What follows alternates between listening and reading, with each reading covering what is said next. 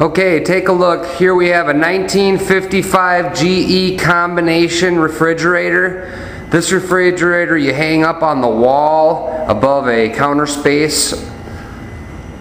On the left you have the two doors, which are the refrigerator. On the right is a freezer. Above that is the vent. Inside is a turquoise blue. Very clean, nothing's broken. Freezer door. Refrigerator is in operating condition. Light is on.